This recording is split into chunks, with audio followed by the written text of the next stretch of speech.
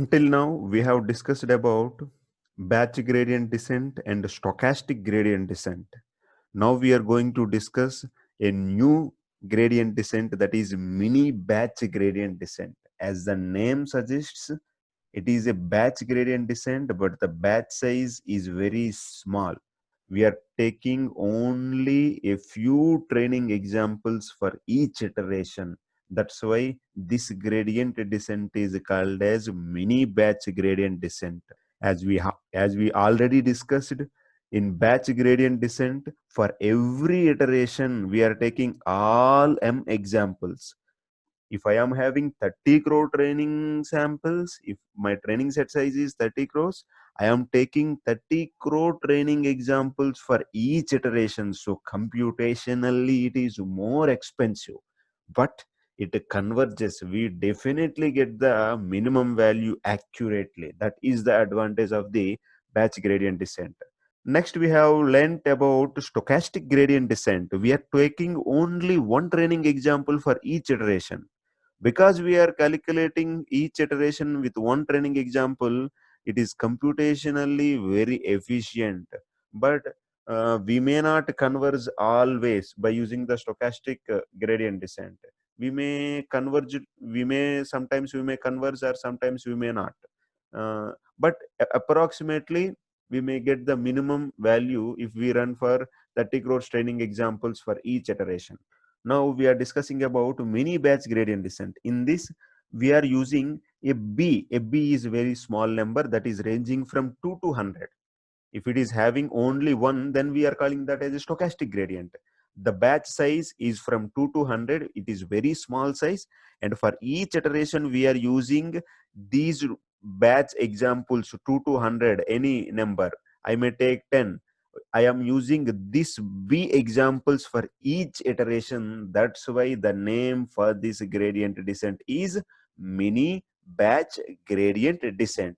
It appears to us it is the moderator, it is the medium gradient descent in between batch gradient descent and the stochastic gradient descent.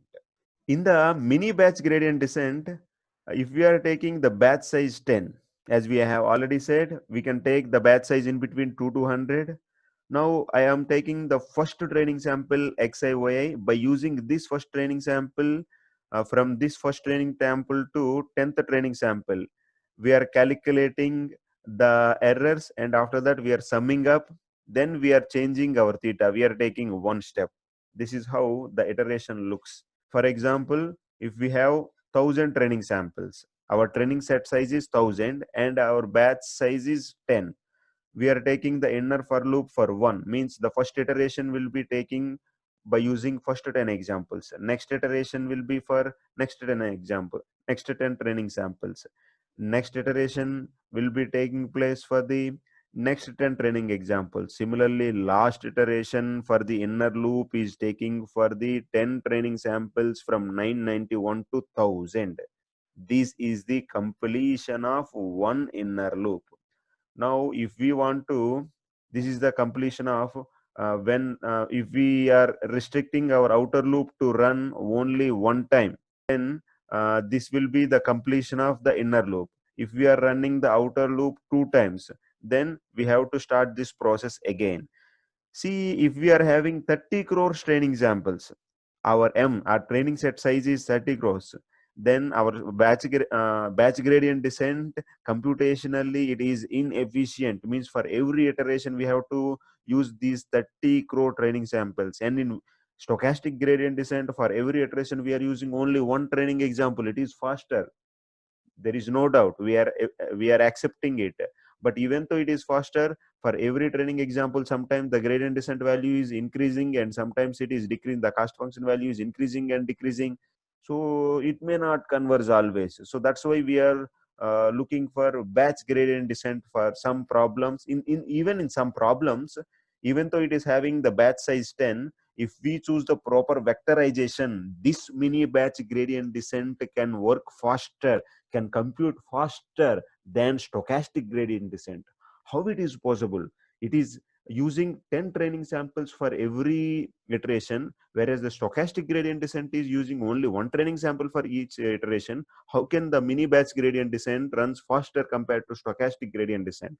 That is possible because we are using the libraries, and if our vectorization is proper, we can run these 10 examples what we are calculating the errors. These can be run simultaneously, means by using the parallelization.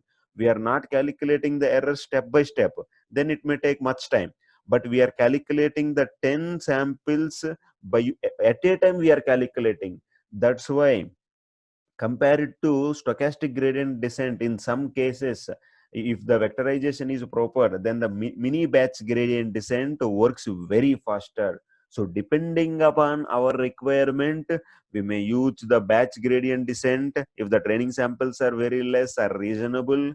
If the training samples are going very larger, sometimes we may prefer the stochastic gradient descent, and if it is not converging at all, then we can also look for this new gradient descent, which is mini batch gradient descent.